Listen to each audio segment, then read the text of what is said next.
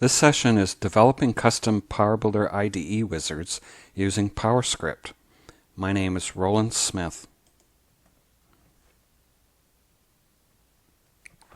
The agenda for this session is: what is an IDE wizard and how do they work? Why would you write your own IDE wizard? An overview of the IDE wizard framework. How anyone can create their own wizard. How to integrate your wizard into the IDE. And a demo and code review of a custom wizard.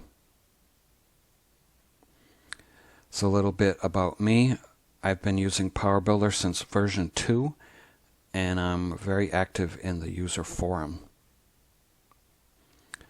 A little bit about my website. I have a bunch of free code samples you can download, or there are a few programs for sale. So what is an IDE wizard and how do they work? IDE wizards include most of the items on the new window, including creating new data window and project objects. IDE wizards are written in PowerBuilder. Several of the DLL files that are part of the IDE are actually PBD files that have been renamed to DLL files. pbgen.dll is actually a PBL file that contains the template applications. The IDE maintains a PowerBuilder runtime session at all times to run wizards and help the painters display objects. Why would you write your own IDE wizard? You could automate many manual processes, copy exe and PBD files to a network folder after deploying a project, facilitate the use of work libraries, work with a source control provider that isn't supported by the IDE, make it easier to inherit new objects from your custom framework, or even specialized search and replace tasks. Now a little overview of the IDE wizard framework. Now you don't have to use the IDE wizard framework. You can create your own windows and tabs and whatever you want, but I'm going to explain a little bit about the framework. pbwiz.dll contains many base objects and windows.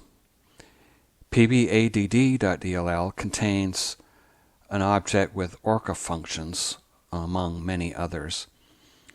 Now, the base objects include base page, which is the tab page, base summary page, which is your summary tab page, base wizard is the base window, common routines Unicode is a user object, and common Orca Unicode is a user object that has all the Orca functionality.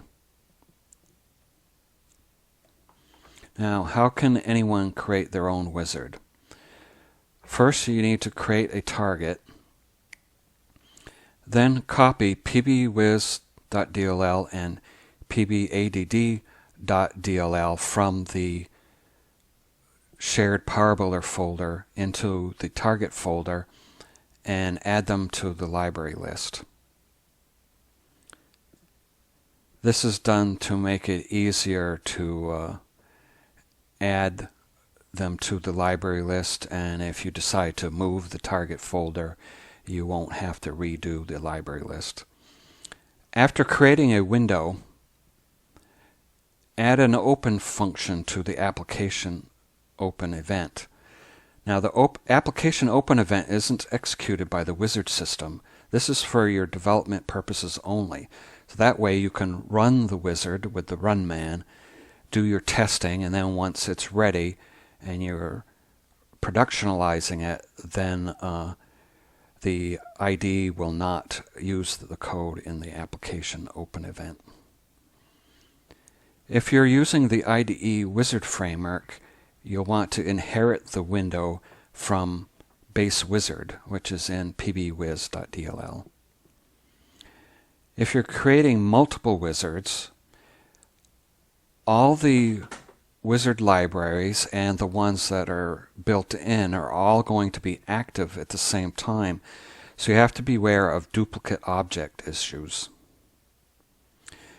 And a tip is that shared variables will stay in memory after the wizard is closed, so you can use that to remember user choices from one execution of the wizard to the next. They will only be available as long as PowerBuilder is running. Once you exit PowerBuilder, that information is lost. So if you want to remember it for a longer period of time, you can store those settings in the registry. Now, how do you integrate your wizard into the IDE? Well, first you need to generate PBD files and copy them into the shared PowerBuilder folder. Then you have two choices. You can add it to the new window, or you can add it to the toolbar, or you could do both. PowerBuilder 2017 and 2019 are still using the Sybase registry node for their IDE settings. And InfoMaker also supports custom IDE wizards. The new window custom wizard items are defined under local machine software, while 6432 node, that indicates there are 32-bit entries, then Sybase, PowerBuilder, then the version number, and CLS ID. The toolbar custom wizard items, you have to define what the PBD files are so that the IDE can load them to the library list at startup, and those will be listed under the wizard libraries folder.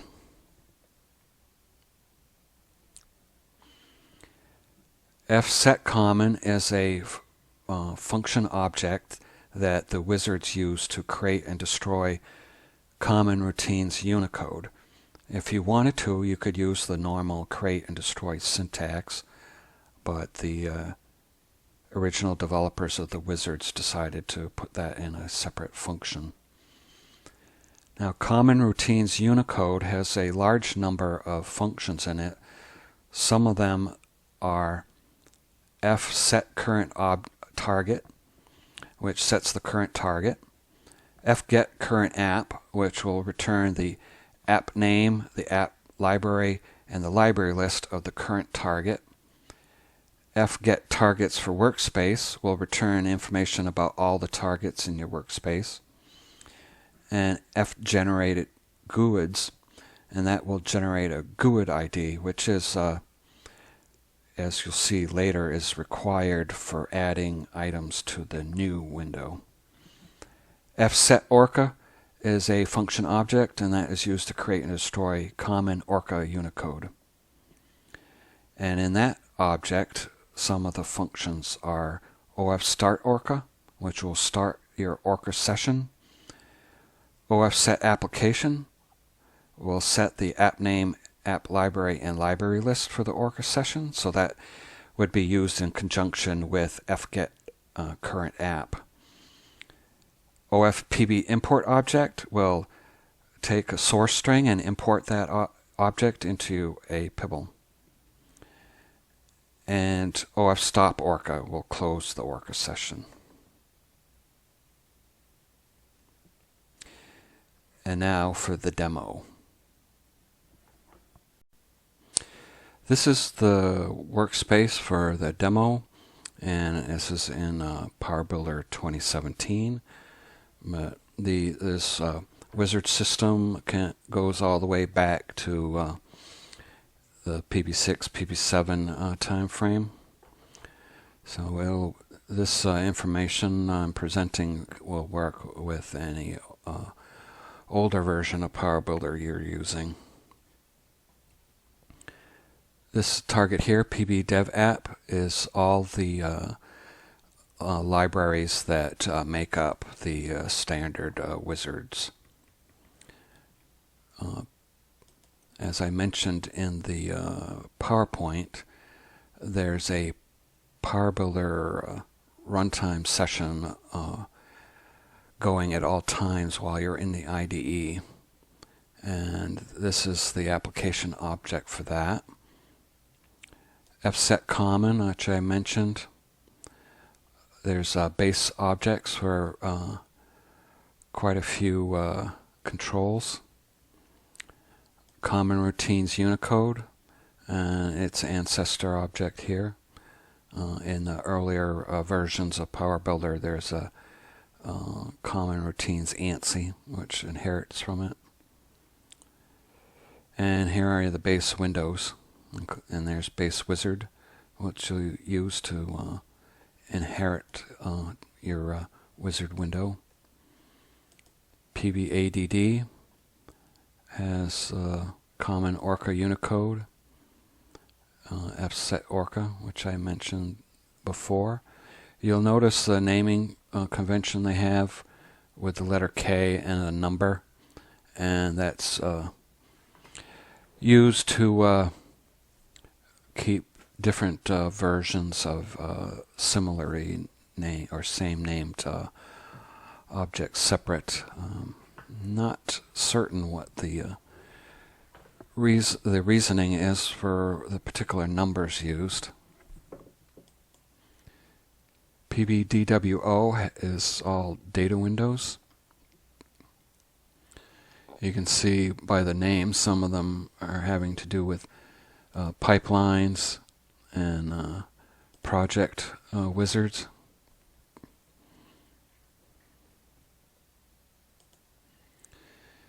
This one, PBWDW, has what appears to be the new data window wizards.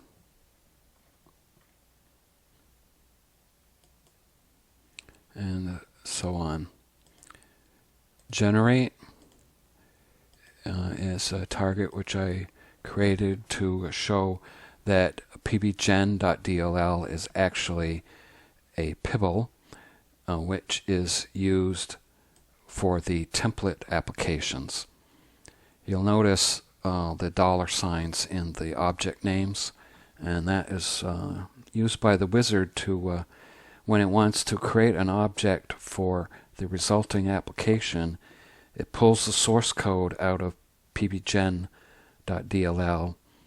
does a string replace to replace the dollar signs with some value that you entered in the wizard, takes that resulting string and then imports it into the pibble. So you can see they've got all sorts of objects that are used in the various template applications. So like MDI frame.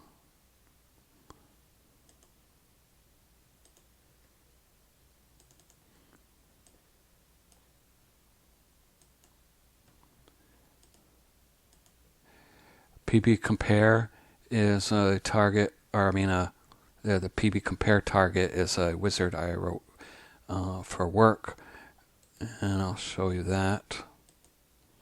It doesn't use the framework window, but it does use the functions to get the list of targets in the workspace and the list of libraries that make up the selected target, and also lists the objects in those pibbles.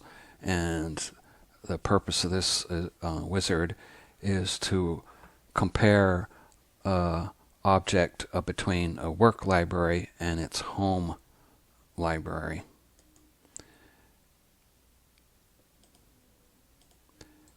TFS wizard is another wizard that I wrote for work. We use TFS, but we're not connecting it directly to the PowerBuilder IDE. So we use Visual Studio to do check-ins and get latest version to mapped folders on our C drive. So this wizard imports and exports objects between the PowerBuilder libraries and the mapped folders on the C drive.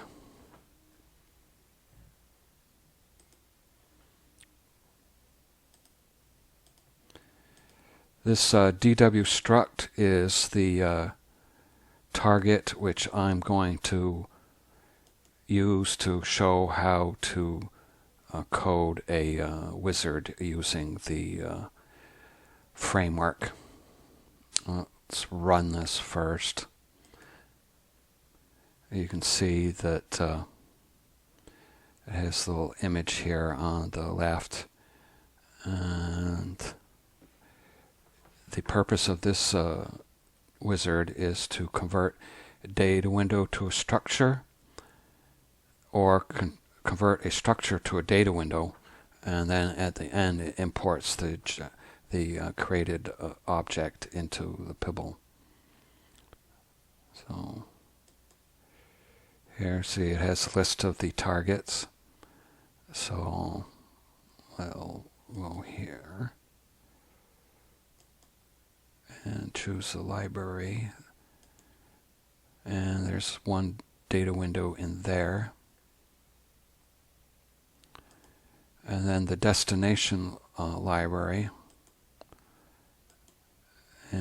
which would be a library in the same target.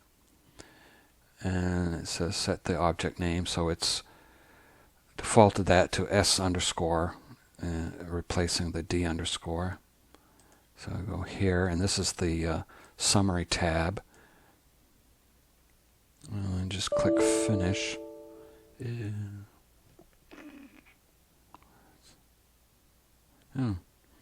Well, it's been a while since I've run this, so I'm not sure what that error is, but we'll see.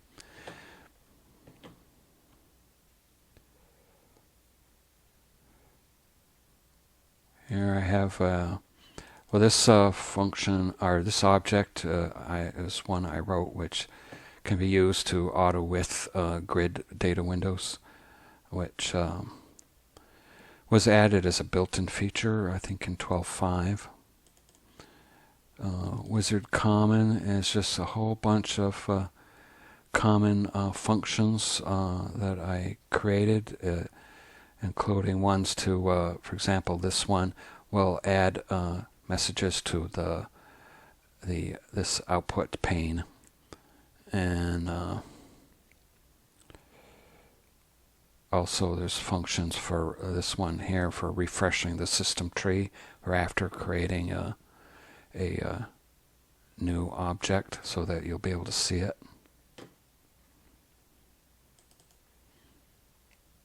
And my different tabs.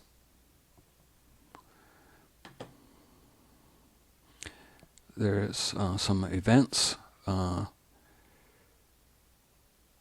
Deactivate is deactivate is called when the it's switching from that tab to the tab page to the next one.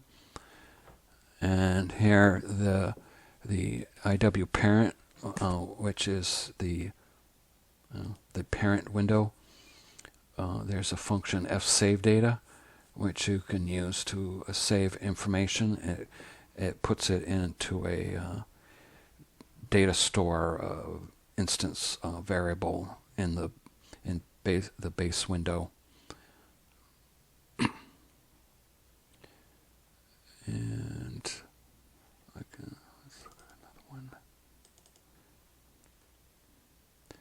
This one also has similar. And always code the deactivate event inside a if not AB back. AB back is the argument, so that tells it only do this if we're moving forward. And then I always do return ancestor return value.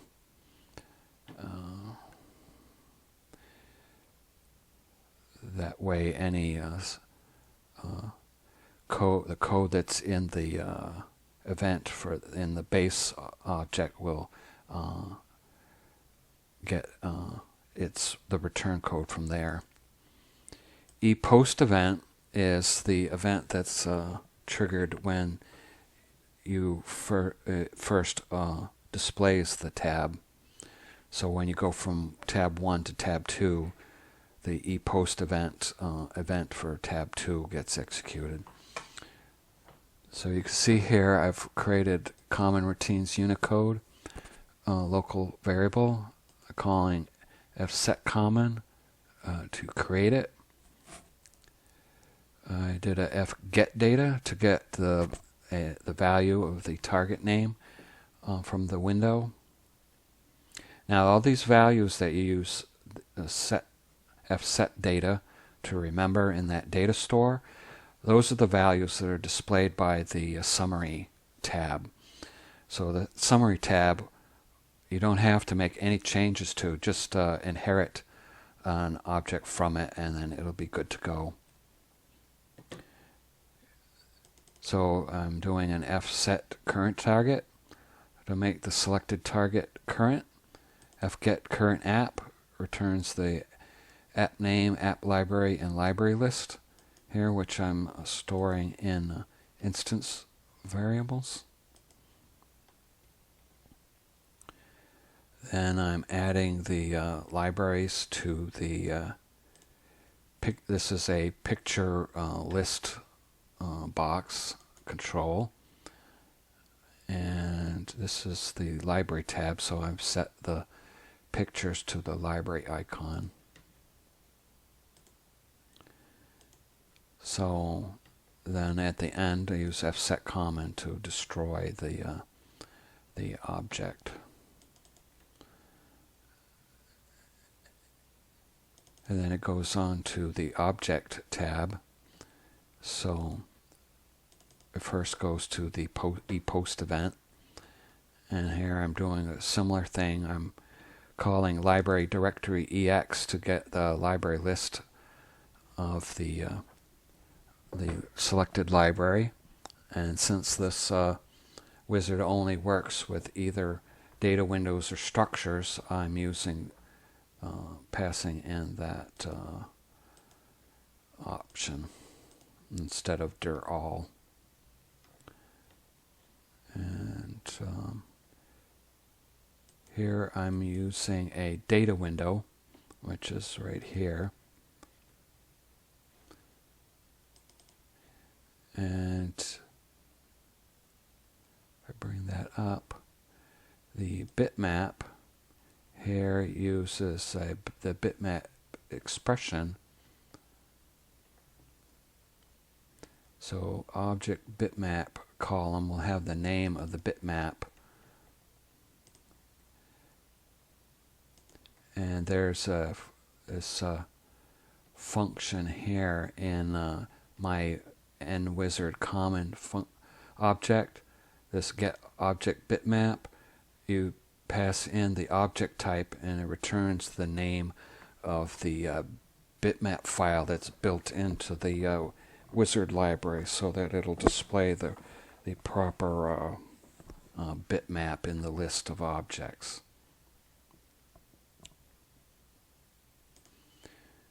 And then here in deactivate, similar to the other one, it gets the selected object name and does a fsave data. There's also some functions here. fvalidate can be used to perform edits. So if you don't want to allow them to go on to the next tab until, say, a certain field is a required entry, you can put code in there.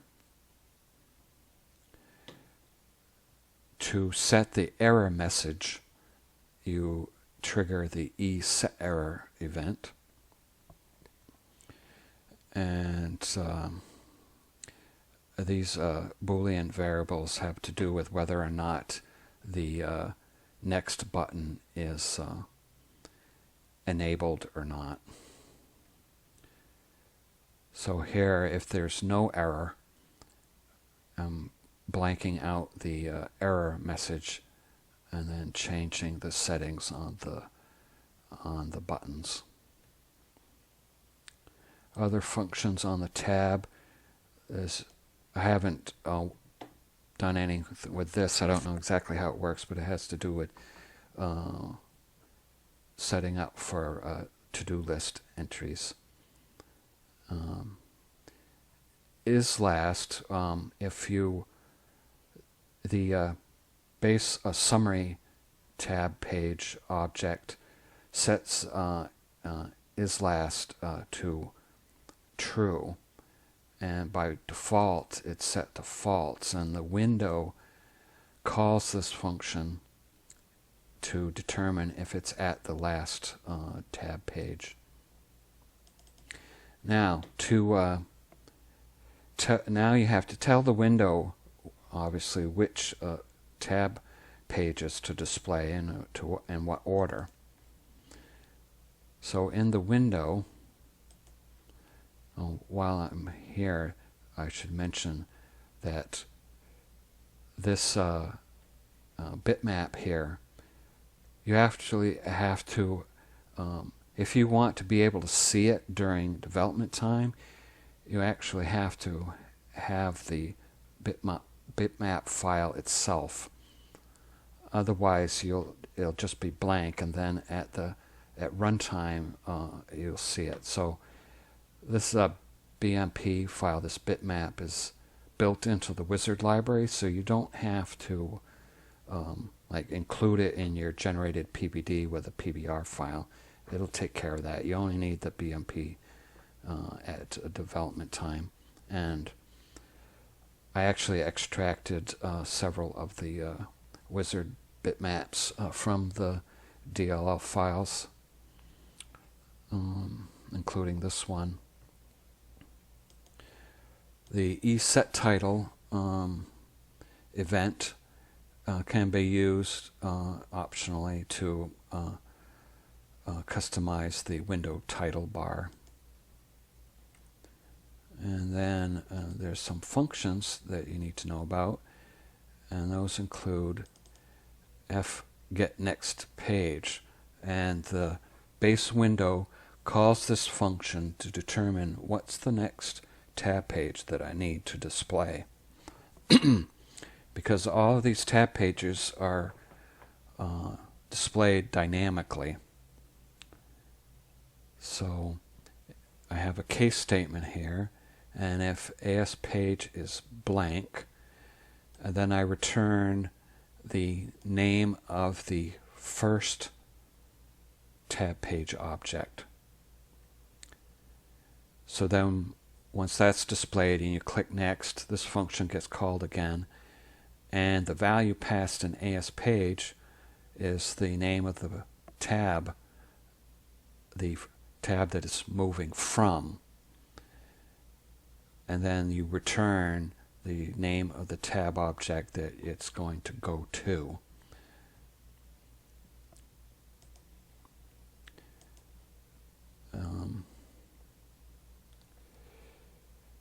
There's also there's the finish, which is important. So when you get to at the last tab page, the finish button will activate, and when you click on it, it calls ffinish.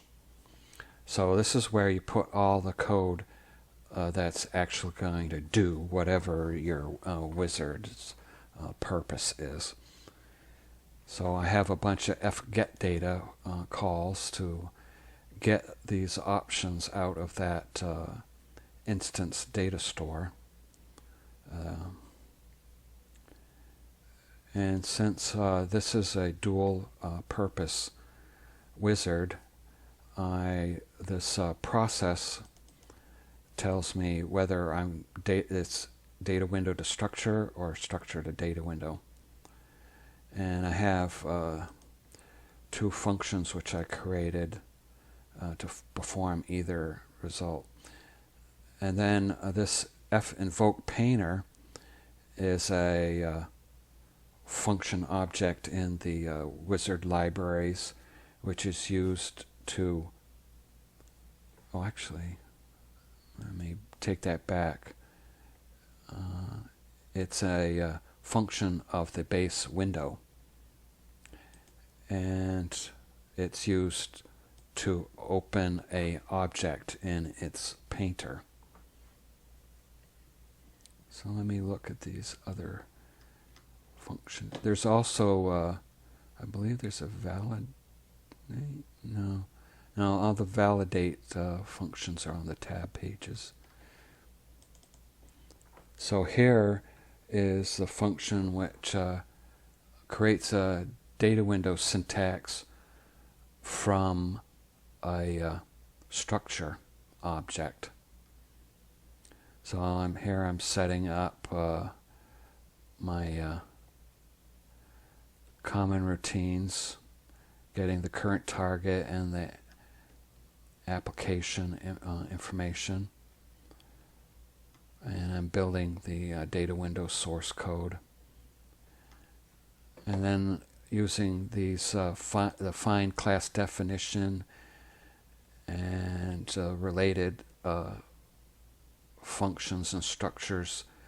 I'm looking to see what the various elements of the structure are, and just kind of building that up into the syntax of the data window. Here I'm let's see, adding some headers to the syntax, and then the columns, the display columns. And then I have my object comment, and then this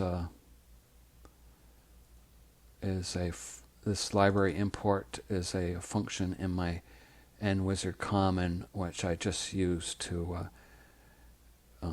encapsulate the Orca functions that are involved in importing objects into the library. And then if the import was successful, I call the systree refresh function and then return true. Otherwise, I use this event to set the error message. And then the WF create structure is similar, except it's looking at the data window and building the source code of a structure object.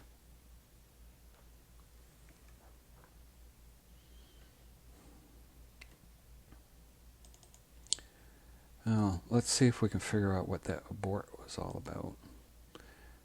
Well, first let's see if the structure, well, we don't have a structure object, so let's see.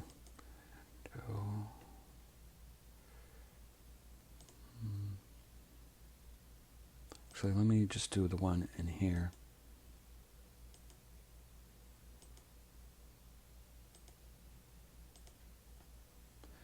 Oh, that one worked.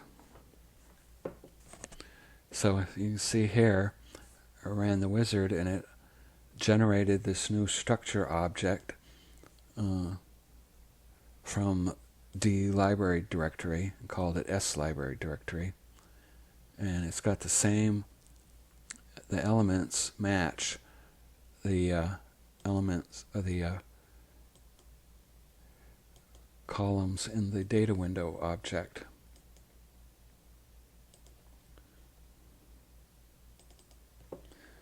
And if you look at, and this is what the source code of a structure object looks like, so it just basically went through the definition of the columns in the data window and created this syntax and imported it into the library.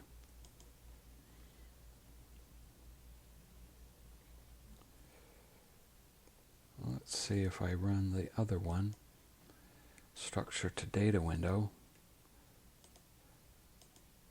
and we'll choose, let's say sdemo, and we'll generate a data window called ddemo.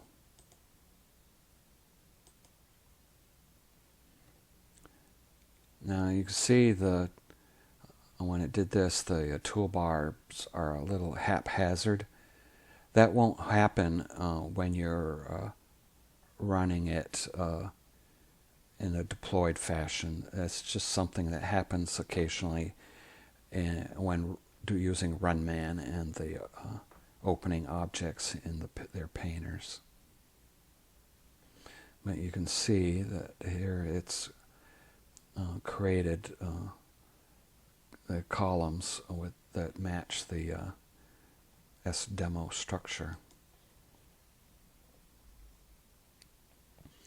Now we'll see how we can add this wizard to the IDE. First is to create a PBD. So I'm going to right click on here and use Build Runtime Library, which is sufficient because in most cases your wizards won't be too complex and they'll all be contained in one library. And if you have custom image files, you'll want to have a PBR file, which you can set here. And incremental build is probably fine. And, yeah. Okay, when you do a PBD create, you'll always get an error tab here, and basically it's complaining that it wasn't able to read the source code of these objects that are, and the reason for that is because they're in actually PBDs that are renamed as DLLs, so there's no source code available. So those errors you can just ignore. So the next step would be to exit out of PowerBuilder and go into the registry editor. You can see I'm already in local machine, Sybase PowerBuilder 17.0. Wizard libraries, this is a folder you'll have to add. And then over here you list the different PBD files which will be added to the IDE's library list at startup. You have to list each one separately. You can't put more than one together with a semicolon separating it like you can do with the regular applications library list. And each entry has to have the name be a number, and they have to be in sequence. So if you have 3, it has to be 1, 2, 3. If you go 1, 2, 4, number 4 will be ignored. If you want your wizard to appear on the new window, you have to create this CLS ID folder, and then below that, each item on the new window that you're adding has to have a GUID as the folder here. So I actually used the create GUID function from the wizard library itself to create these. And the values under that GUID folder, default is the description that appears under the icon. Default icon is where it finds the icon. You can use an icon file or a DLL. Now, icon files and DLLs can have hundreds of different icons together. So you use a comma and then a number to tell it which specific icon within that file is to be used. And those numbers are 0 based. So the first icon image in the DLL or ICO file is icon number 0. The next value, tool, tells it which tab of the new window this wizard is going to be placed. If tool is blank, it goes on the Tool tab. If you wanted on one of the other tabs, you'd have to specify its name. And then URL tells it how to open the wizard window. And you can see that starts with wizard : question mark, entry equals, and then the window name. And this syntax is the same when you add a toolbar in the IDE, which I'll show that to you. So both of those use the same syntax. And you can see here I have another one.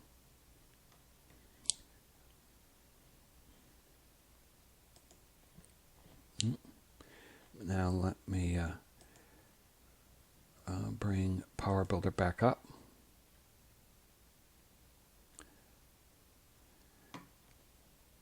So now that our the registry settings are all there, we can add this wizard to the toolbar. So I need to remember my window name, so I'm just going to be lazy and copy it here. So then you go to Tools, Toolbars, Customize, and then click Custom, and then move this over, and we'll see where you want to put it. And let's use this one. Drag that down there, and this pops up, and then you type in wizard : question, entry equals, and then the window name. And then here is the item text, which is what's shown when you have the toolbar set to large buttons. And this can only be a short value, so I'll just make it DW struct. This can be longer. It's the micro help, which displays down at the bottom of the MDI frame. And we'll just put the same thing in here. And OK, and close. So you can see now I have the button here. And you see I got an error. Well, the reason for that is that I forgot to copy the PBD into the shared PowerBuilder folder. So I have to close PowerBuilder again. And we'll go in here.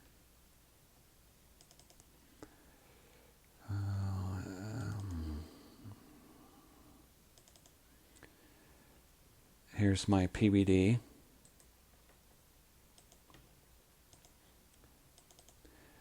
And so your Sybase, if you're using a Sybase version of PowerBuilder, you want to go to Sybase shared PowerBuilder. If it's an Appian version of PowerBuilder, you want to go to the Appian shared PowerBuilder.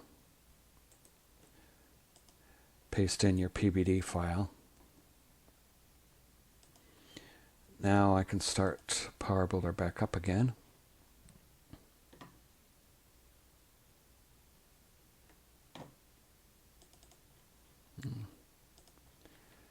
Now,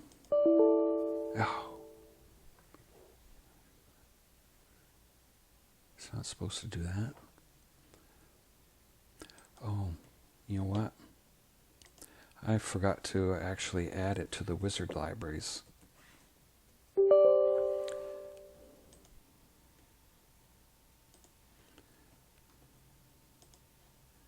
Okay. So we'll do that too. And what did I call that? DW struct 170. DW struct 170.pbd. Alright, should work this time. But of course the library list is set when the IDE starts. So I have to go back out and in again.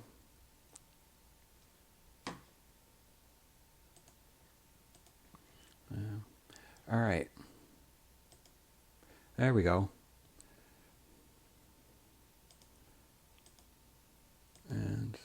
see it works.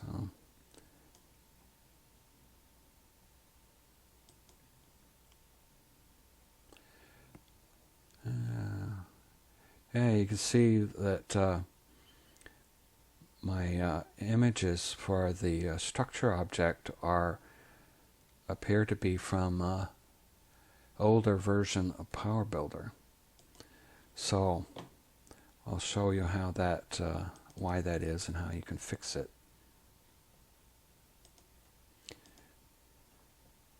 So here,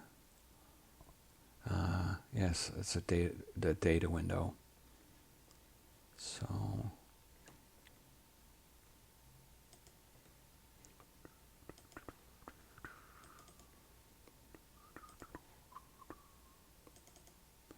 deactivate post event.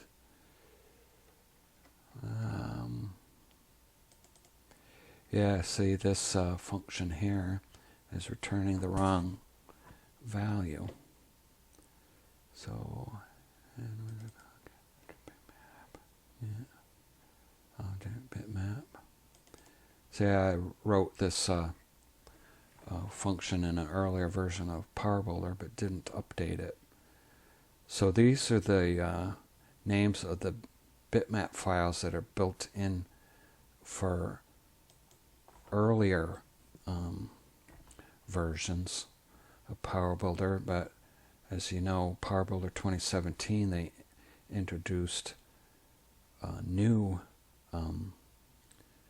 bitmaps for the objects, and let me see if I can, I'm not sure. Let me see. I have a program here. Well, I won't get into that, which will figure out what that is, but this will have to be changed. On the the library tab, however, I'm using a picture list box. So you can see that I'm using library icon _2 for the image,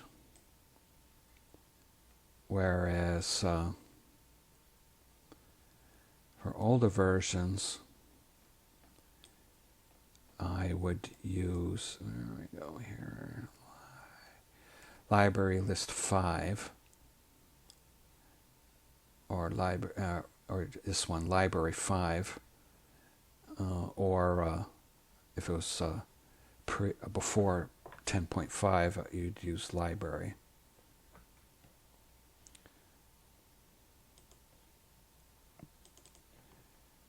So I think that's about it for this presentation. Now, if you want to connect with the Appian community, the user forum is a great place. This is the address here. And Appian occasionally posts good information on Facebook and Twitter, so you can follow them there. Thank you.